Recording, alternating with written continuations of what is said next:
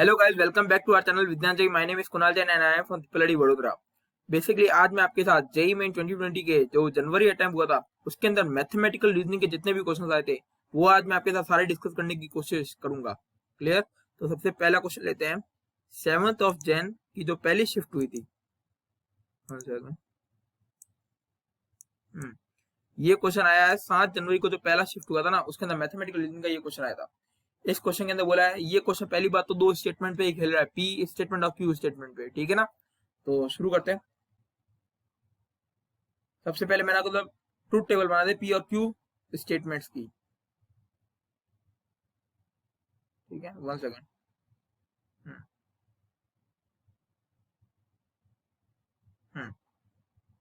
Yes, P statement की truth table है T T F F और क्यू की बनेगी T F T F. Clear?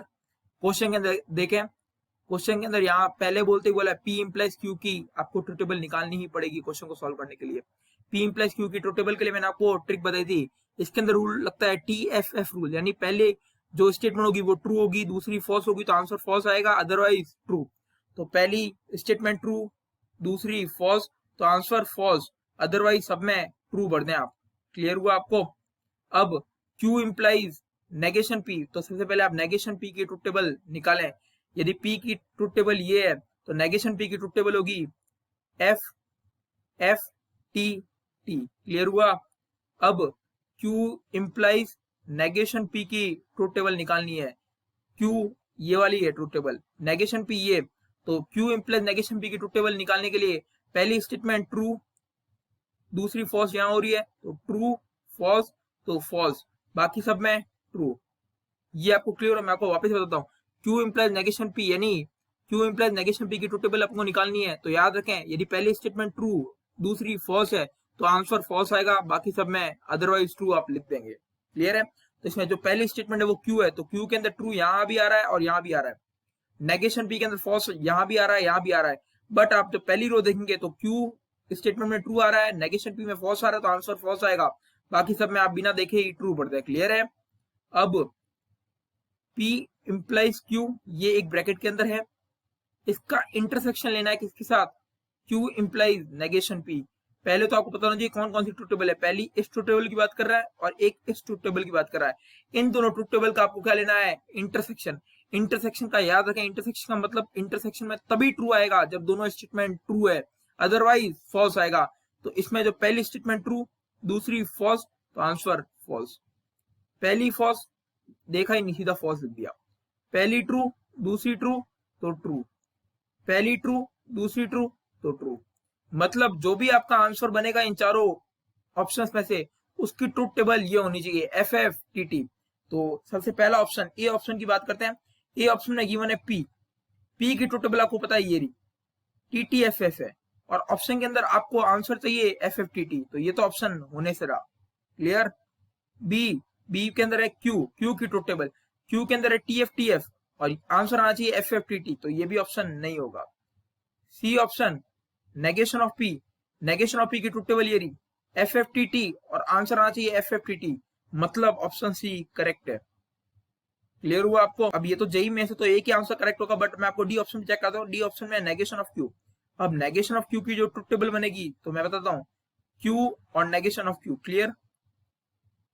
Q की ट्रूथ टेबल है टी एफ, तो नेगेशन ऑफ क्यू की ट्रूथ टेबल बनेगी एफ टी, और इसकी जो ट्रूथ टेबल है वो इसके साथ मैच नहीं कर रही, तो मतलब जो ऑप्शन डी है वो भी आंसर नहीं होगा। इसका मतलब जो ऑप्शन सी है वो हमारा करेक्ट आंसर है। Option C is the correct answer. Clear हुआ आपको? सिंपल सा क्वेश्चन है, बेसिक जो मैनिपुलेशन आपको पता होनी चाहिए। पी इंप्लाइज क्यू क्या होता है, क्यू इंप्लाइज नेगेशन पी क्या होता है, नेगेशन पी की ट्रूथ टेबल कैसे निकालेंगे पी से, इंटरसेक्शन के सिंबल को कैसे ट्रूथ टेबल में मैनिपुलेट करता है, ये सब आपको पता होना चाहिए।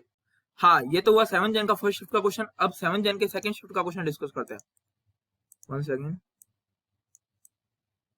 अब ये क्वेश्चन देखते हैं, बच्चे के पहले स्ट्रगल थे, ये तो क्वेश्चन सेट थ्योरी होगा नहीं, ये क्वेश्चन प्योरली मैथमेटिकल रीजन से ही है। इस क्वेश्चन को पहले प्रोसीड करने से आपको ये पता होना चाहिए कॉन्ट्रा पॉजिटिव क्या होता है। मैंने आपको पिछले जो लेक्चर लिया था मैंने मैथमेटिकल रीजनिंग की थ्योरी पे, उसमें भी आपको बताया था काउंटर पॉजिटिव क्या है। Counter positive is the simply mixture of converse and inverse. यदि आपको किसी स्टेटमेंट का काउंटर पॉजिटिव फाइंड करना है तो आप उस स्टेटमेंट का पहले कन्वर्स फाइंड करें देन इनवर्स फाइंड करें, या आपको ये सही नहीं लगे तो पहले इनवर्स भी फाइंड कर सकते हैं देन कन्वर्स फाइंड करें, आंसर सेम आएगा दोनों केस के अंदर। क्लियर है? तो इस क्वेश्चन के अंदर गिवन है हमें काउंटर पॉजिटिव बताना है if A is the subset of B and B is the subset of D then A is the subset of C. इस ये स्टेटमेंट गिवन ना, इसका आपको काउंटर पॉजिटिव बताना और जो ऑप्शन सही लगे उसको टिक कर देना। क्लियर है? अब पहली बात तो काउंटर पॉजिटिव स्टेटमेंट है उसकी होता है कि ये जो पी इंप्लाइज क्यू है ना इसके लिए ही वैलिड है, मतलब ये इंप्लीकेशन जो स्टेटमेंट होती है ना उनके लिए ही वैलिड है। तो यदि ये गिवन है if A is the subset of B and B is the subset of D then A is the subset of C. इस स्टेटमेंट का हमें काउंटर पॉजिटिव बताना है। तो काउंटर पॉजिटिव बताने के लिए पहले आप इसको लेट करें पी, इसको लेट करें क्यू, इसको लेट करें आर। इनडायरेक्टली हमने इस स्टेटमेंट को चेंज कर दिया है P intersection Q implies R. मतलब ये जो स्टेटमेंट है इसका हमें काउंटर पॉजिटिव बताना है। इनडायरेक्टली क्वेश्चन हमसे इसका काउंटर पॉजिटिव पूछ रहा है। काउंटर पॉजिटिव इस स्टेटमेंट का फाइंड करने के लिए मैं आपको बता दूं किसी भी स्टेटमेंट P इंप्लाइज Q का जो काउंटर पॉजिटिव होता है वो होता है negation of Q implies negation of P। मतलब कि जो P इंप्लाइज Q पहले उसको उल्टा करें और दोनों साइड नेगेशन लगा दें। तो हमने इसमें भी सेम किया, पहले R को उल्टा किया और यहाँ P इंटरसेक्शन Q ये तो पहले उल्टा किया, अब नेगेशन लगा दें दोनों साइड, नेगेशन R और यहाँ नेगेशन। इसको आप सिंपली ब्रेक कर सकते हैं, नेगेशन R को नेगेशन R लिखा, इंप्लाइज का इंप्लाइज ही। नेगेशन जब किसी ब्रैकेट के बाहर है और ब्रैकेट के अंदर इंटरसेक्शन या यूनियन है तो आप जब नेगेशन उन दोनों में डिस्ट्रीब्यूट करेंगे तो यूनियन इंटरसेक्शन बदल जाता है और इंटरसेक्शन यूनियन बदल जाता है। तो नेगेशन ऑफ P ये क्या इंटरसेक्शन का सिंबल है तो यूनियन बदल जाएगा और नेगेशन Q हो जाएगा। मतलब इनडायरेक्टली आपको ये स्टेटमेंट फाइंड करनी है। अब इस स्टेटमेंट को चेंज कर देते हैं, पहला नेगेशन ऑफ R लिखें, नेगेशन ऑफ R हो जाएगा if A is not the subset of C then अब आप लिखें negation of P, negation of P हो जाएगा A is not the subset of B, फिर ऑफ यूनियन, यूनियन का मतलब होता है और, मैंने आपको पहले बताया कि एंड का मतलब इंटरसेक्शन और का मतलब यूनियन, यहाँ यूनियन का सिंबल है मतलब आप यहाँ और लिखेंगे। क्लियर? फिर लिखा हुआ है Q स्टेटमेंट का नेगेशन लिखते हैं, Q स्टेटमेंट थी B is the subset of D, तो यहाँ नेगेशन हो जाएगा B is not the subset of D। ये आपको क्वेश्चन क्लियर हुआ? वन सेकेंड, क्वेश्चन के अंदर यही बोला है सिंपली कि आपको ये चारों ऑप्शन निकालने हैं और उसमें देखना है कि टोटोलॉजी कौन सी है। पहली बात सर टोटोलॉजी होता क्या है, तो मैं बता दूं टोटोलॉजी का मतलब ये होता है कि आप जब उसकी ट्रुथ टेबल बनाए तो उसके सारे जो आउटपुट की वैल्यूज आए वो सारी ट्रू आनी चाहिए। क्लियर है? तो सबसे पहले इस क्वेश्चन को प्रोसीड करने से पहले आपको पता होना चाहिए कि ये दो स्टेटमेंट बेस है P और Q। ठीक है, तो पहले P की ट्रुथ टेबल बना दे और Q P की बनेगी TT FF और Q की बनेगी TF TF। अब सबसे पहले पहला ऑप्शन देखिए, पहले ऑप्शन को सॉल्व करने के लिए पहले आपको पता होना चाहिए P इंप्लाइज Q क्या होता है। P इंप्लाइज Q में आपको पता होना चाहिए, इसकी मैंने शॉर्ट ट्रिक बता दी कि TFF रूल लगता है। यदि पहली स्टेटमेंट ट्रू दूसरी फॉल्स तो आंसर फॉल्स आएगा, अदरवाइज ट्रू। तो इसके अंदर जो पहली स्टेटमेंट है वो P है, तो पहली स्टेटमेंट देंगे P ट्रू है यहाँ भी और यहाँ भी, बट Q फॉल्स होना चाहिए, तो Q फॉल्स इस स्टेटमेंट के अंदर, तो आंसर इस स्टेटमेंट में फॉल्स आएगा, बाकी सब में ट्रू। ये आपको क्लियर हुआ? अब नेक्स्ट बोला कि P का इंटरसेक्शन लेना है P इंप्लाइज Q से। क्लियर है? P ये गिवन है, P इंप्लाइज Q ये गिवन है, इन दोनों का इंटरसेक्शन लेना है। इंटरसेक्शन का मतलब होता है दोनों ट्रू तो ट्रू, अदरवाइज फॉल्स। पहली स्टेटमेंट ट्रू दूसरी ट्रू तो ट्रू, बाकी सब में एक भी फॉल्स आ रहा तो फॉल्स लिख देंगे। क्लियर हुआ? अब ये जो स्टेटमेंट बनी है इसका इंप्लाइज ले लें Q के साथ, यानी मैं इस पूरी स्टेटमेंट को मैं एक बार के लिए स्टेटमेंट A बोल देता हूं, तो इनडायरेक्टली अपन को A इंप्लाइज Q फाइंड करना है। अब A इंप्लाइज Q फाइंड करने के लिए आपको इस ट्रूथ टेबल और इस ट्रूथ टेबल का यूज करना होगा। इसके लिए इंप्लाइज के लिए मैंने बोला TFF रूल लगता है, यानी पहली स्टेटमेंट ट्रू दूसरी फॉल्स तो आंसर फॉल्स, अदरवाइज ट्रू। पहली स्टेटमेंट यहाँ ट्रू, यहाँ देखा ट्रू बट फॉल्स नहीं आ रहा तो यहाँ भी ट्रू, और यहाँ पहली स्टेटमेंट फॉल्स आ रही तो इसका कोई मतलब ही नहीं है सॉल्व करने का, सीधा ट्रू आप लिख दें।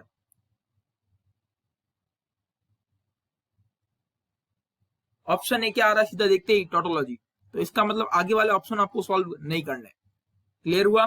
तो इसका जो ऑप्शन है A is the correct answer, option A is the correct answer.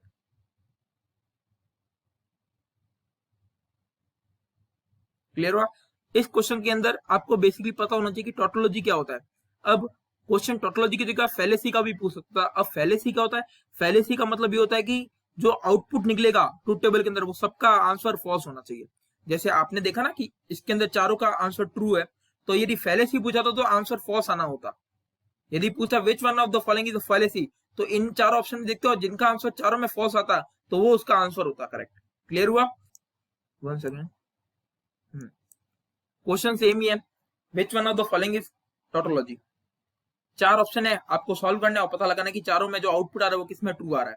तो कुछ नहीं है, बेसिकली पिछले क्वेश्चन की तरह सॉल्व करेंगे। सबसे पहले पी स्टेटमेंट लिखेंगे और यहाँ क्यू लिखेंगे। वन सेकेंड, पी की ट्रूथ टेबल बनाते हैं T T F F, Q की बनेगी T, one second, T F T F. Clear हुआ आपको? पहला ऑप्शन से ही शुरू करते हैं। पहले option negation P find, negation Q find करना है। नेगेशन क्यू बनेगा F T F T. Clear हुआ? फिर हमें पी का यूनियन लेना है नेगेशन क्यू के साथ, मतलब इस स्टेटमेंट के साथ यूनियन लेना है। यूनियन का मतलब होता है यदि एक भी ट्रू तो ट्रू, यदि एक भी ट्रू हो गया तो ट्रू लिख देंगे, ट्रू फॉल्स, एक भी ट्रू तो ट्रू। यहाँ ट्रू हो गया, यहाँ भी ट्रू तो ट्रू, यहाँ फॉल्स तो फॉल्स, यहाँ फॉल्स है बट यहाँ ट्रू है तो एक भी ट्रू तो ट्रू, अदरवाइज फॉल्स। क्लियर हुआ? अब जो ये स्टेटमेंट बनी है मैं इसको एक बार के लिए ए स्टेटमेंट बोल देता हूं। ये जो ए स्टेटमेंट है इसका आपको इंप्लाइज देना है पी इंटरसेक्शन क्यू के साथ। तो इसके लिए पहले आपको पता होना चाहिए कि पी इंटरसेक्शन क्यू क्या होगा। पी इंटरसेक्शन क्यू यानी इस टेबल के साथ इंटरसेक्शन लेना है। इंटरसेक्शन में याद रखें दोनों ट्रू तो ट्रू, अदरवाइज फॉल्स।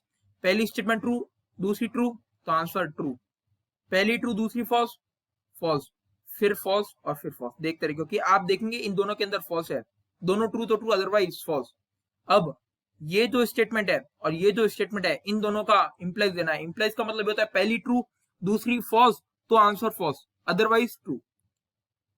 पहली स्टेटमेंट ट्रू दूसरी भी ट्रू, आंसर ट्रू। पहली ट्रू दूसरी फॉल्स तो आंसर फॉल्स, पहली फॉल्स देखते ही ट्रू, पहली ट्रू दूसरी फॉल्स तो आंसर फॉल्स।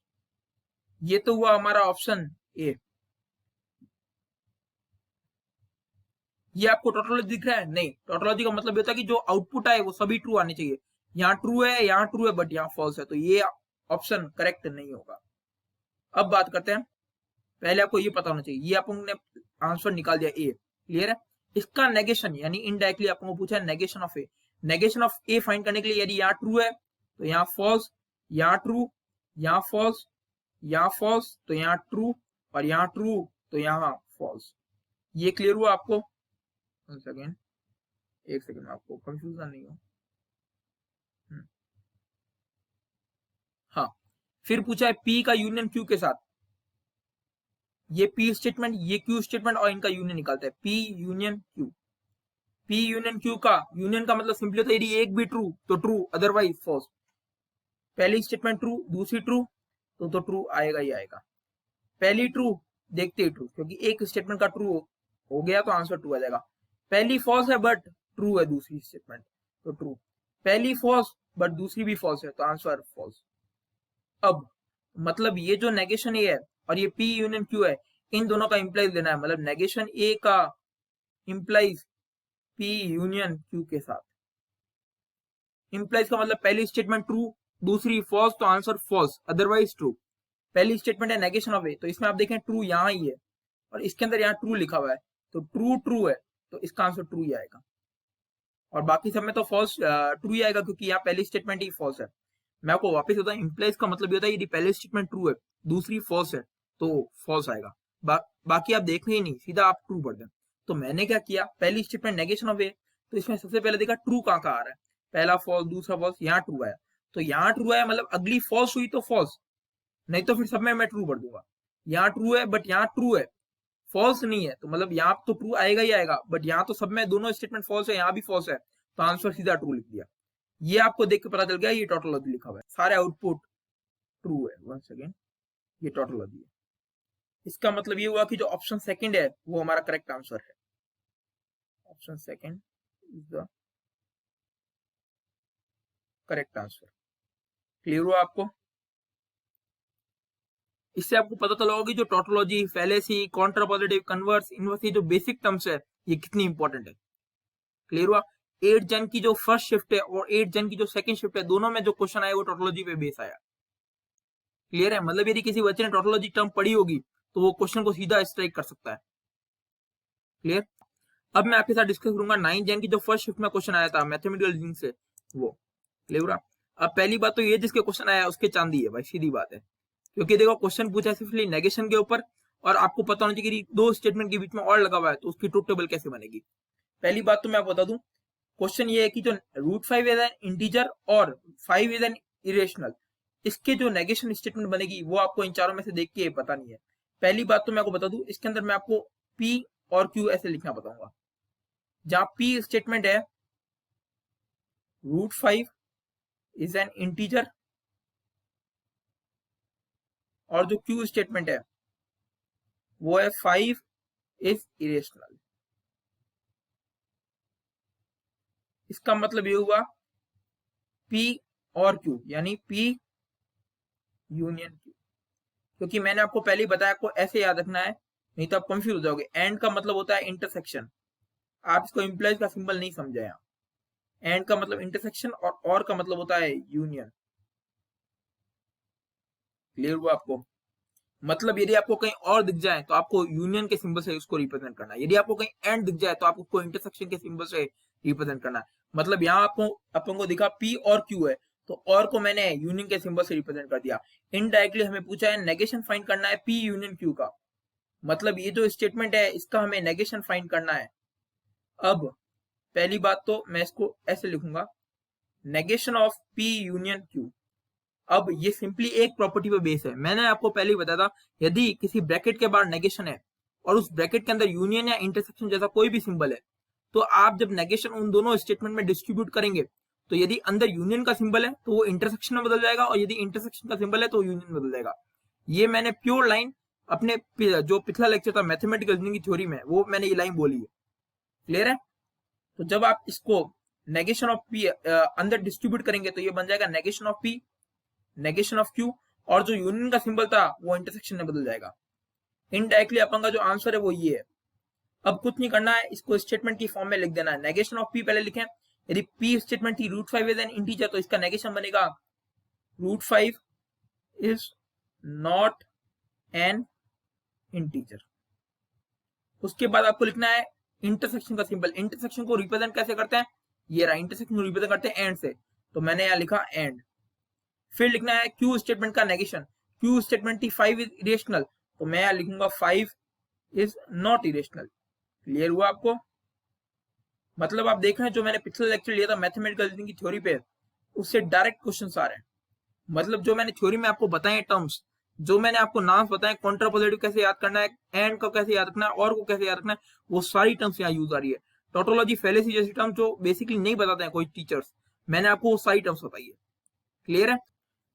अब ये आज के डिस्कशन का अपना लास्ट क्वेश्चन है 9 जैन का सेकंड शिफ्ट का। सेकंड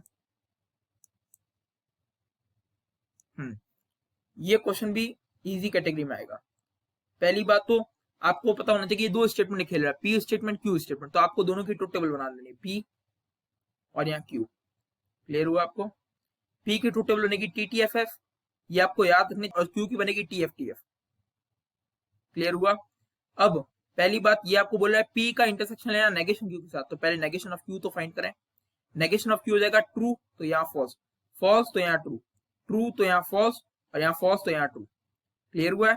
अब P का इंटरसेक्शन ले नेगेशन Q के साथ, P ये ट्रू टेबल है, नेगेशन Q की ये रही, इन दोनों का इंटरसेक्शन लेना है। इंटरसेक्शन का मतलब मैंने आपको बताया दोनों ट्रू तो ट्रू, अदरवाइज फॉल्स। पहली स्टेटमेंट ट्रू बट दूसरी फॉल्स है तो आंसर फॉल्स। पहली ट्रू दूसरी ट्रू तो आंसर ट्रू। पहली फॉल्स देखा ही नहीं सीधा फॉल्स, पहली फॉल्स देखा ही नहीं सीधा फॉल्स। क्लियर हुआ आपको? अब P का इंप्लाइज ले P intersection negation Q, P intersection negation Q की ये ट्रू टेबल और P की ये ट्रू टेबल। अब इंप्लाइज में आपको याद रखना है पहली स्टेटमेंट ट्रू, दूसरी फॉल्स, तो आंसर फॉल्स, अदरवाइज ट्रू। पहली ट्रू कहां कहां आ रही है, ये रही और ये रही, इसके अंदर फॉल्स आना चाहिए, ये रहा फॉल्स और ये रहा फॉल्स और ये रहा फॉल्स। तो पहली स्टेटमेंट ट्रू, दूसरी फॉल्स, तो answer false, otherwise true. Clear हुआ आपको? 1 सेकेंड, आपको क्लियर हो जाए।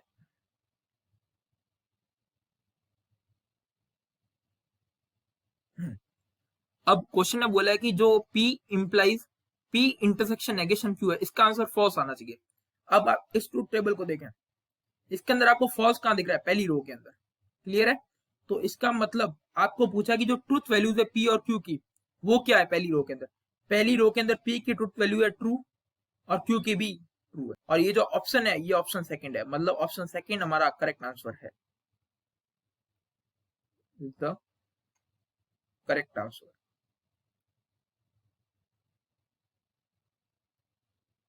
ये तो हुआ इसका एक मेथड। अब एक मेथड था ऑरली, मतलब आप देखते ही कैसे क्वेश्चन को सॉल्व कर सकते हैं। पहली बात तो बीच में इंप्लाइज का सिंबल है, इंप्लाइज का सिंबल मतलब यदि पहली स्टेटमेंट ट्रू, दूसरी फॉल्स, तो आंसर फॉल्स। और इसने बोला कि आंसर फॉल्स आ रहा है, इसने क्या बोला देखो, P implies P intersection negation Q का आंसर फॉल्स आ रहा है, ये इंप्लाइज का सिंबल और आंसर फॉल्स गिवन है। इंप्लाइज में मैंने बोला TFF रूल लगता है, यानी पहली स्टेटमेंट ट्रू, दूसरी फॉल्स, तो आंसर फॉल्स। आंसर फॉल्स आ रहा है मतलब P है, उसकी ट्रूथ वैल्यू ट्रू होनी चाहिए, और ये जो पूरा कॉलम है इसका आंसर फॉल्स होना चाहिए। क्लियर हुआ?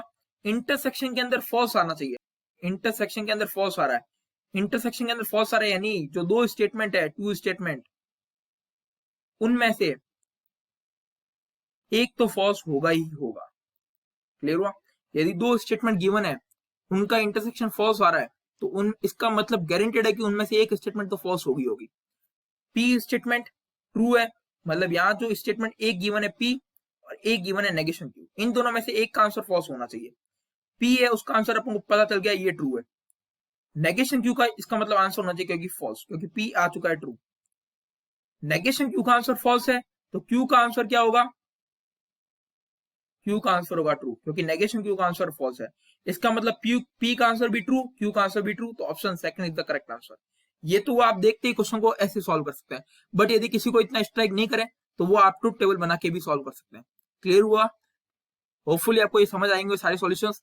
अब मैं आपको बता दूं एक इंपॉर्टेंट चीज, कि आपको देखते ही पता चल गया मैथमेटिकल रीजनिंग कितना इंपॉर्टेंट चैप्टर है, क्योंकि आप देखें कि जेई मेन का जो 2020 था, उसका जो जनवरी अटेम्प्ट का जो पेपर थे, उसके अंदर 6 पेपर हुए और 6 के 6 में एक एक क्वेश्चन आया। मतलब आप मान के चलें यदि कॉम्प्लेक्स नंबर का कोई क्वेश्चन आ रहा है, क्वाड्रेटिक सीक्वेंस किसका भी क्वेश्चन आ रहा है, वो आपको इतना फास्ट सॉल्यूशन नहीं दे पाएगा जितना मैथमेटिकल रीजनिंग का, और आपको 4 नंबर इंस्टेंटली मिल जाएंगे। क्लियर है? कॉम्प्लेक्स नंबर में आप क्वेश्चन सॉल्व करने लगेंगे, वो होगा नहीं होगा वो अलग से बात है। पीएनसी जैसे क्वेश्चन तो आपको पहली बार में स्ट्राइक भी नहीं करेंगे, बट मैथमेटिकल रीजनिंग का क्वेश्चन गारंटी, यदि आपने कंप्लीट थ्योरी पढ़ी हुई है मेरे लेक्चर्स की, तो मैं आपको गारंटी के साथ बोल सकता हूँ आपको ये क्वेश्चन होगा। और मैं आपको बता दूं, इस चैनल पे जितने भी वीडियोस आ रहे हैं, मैं मैथ्स की पर्टिकुलरली बात नहीं कर रहा हूँ, मैं फिजिक्स और केमिस्ट्री की भी बात कर रहा हूँ, वो सारे A to Z आ रहे हैं। मतलब यदि केमिस्ट्री के अंदर मैं बात कर रहा हूँ तो ऑर्गेनिक केमिस्ट्री कोई डिस्कस कर रहा है तो उसके सारे लेक्चर्स आ रहे हैं। यदि आपको ये वीडियो पसंद आई हो तो please like, share and subscribe. और यदि आपको ऐसा कोई भी कंटेंट चाहिए, यदि आपको कोई भी टॉपिक पे वीडियो चाहिए, तो आप हमें कमेंट बॉक्स में बता सकते हैं। क्लियर है? और हमने आपके लिए एक डाउट सॉल्विंग ग्रुप भी बनाया, जहां free of cost doubt solve कर रहे हैं। यदि आपको कोई भी क्वेश्चन में डाउट आ रहा है मैथ्स, फिजिक्स और केमिस्ट्री के, तो आप हमें वहां सेंड कर सकते हैं। क्लियर है? और यदि आपको कोई भी दिक्कत हो यदि इन क्वेश्चंस में, तो आप हमें कमेंट बॉक्स में पूछ सकते हैं। Thanks for watching this video, and यदि आपको ये वीडियो पसंद आई हो तो please like, share and subscribe.